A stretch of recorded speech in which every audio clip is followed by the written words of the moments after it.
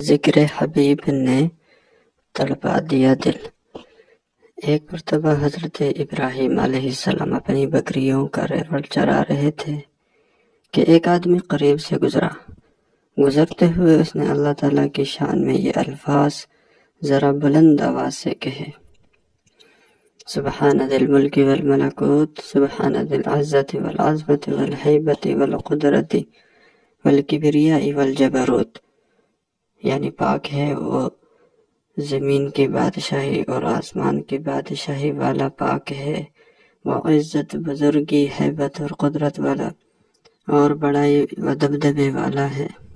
حضرت ابراہیم علیہ السلام نے جب اپنے محبوب حقیقی کی تعریف اتنے پیارے الفاظ میں سنی تو دل مچل اٹھا۔ فرمایا کہ اے بھائی، یہ الفاظ ایک مرتبہ اور کہہ دینا۔ اس نے کہا: مجھے اس کے بدلے کیا دیں گے؟ آپ علیہ السلام نے فرمایا: آدھا ریوڑ۔ اس نے یہ الفاظ دوبارہ کہہ دیے۔ آپ کو اتنا مزہ آیا کہ بے قرار ہو کر فرمایا: اے بھائی، یہ الفاظ ایک مرتبہ پھر کہہ دیجئے۔ اس نے کہا: اب مجھے اس کے بدلے کیا دیں گے؟ فرمایا: بقیہ آدھا ریوڑ۔ اس نے یہ الفاظ سے 12 کہہ دیے۔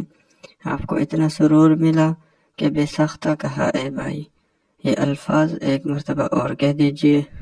اس نے کہا: اب تو آپ کے پاس دینے کے لیے کچھ بچا نہیں، اب آپ کیا دیں گے؟ فرمایا: اے بھائی، میں تیری بکریاں چرایا کروں گا، تم ایک مرتبہ میرے محبوب کی تعریف اور کر دو۔ اس نے کہا: حضرت ابراہیم خلیل اللہ، آپ کو مبارک ہو، میں تو فرشتہ ہوں، مجھے اللہ تعالیٰ نے بھیجا کہ جاؤ اور میرا نام لو اور دیکھو کہ وہ میرے نام کے کیا دام لگاتا ہے۔ سبحان اللہ۔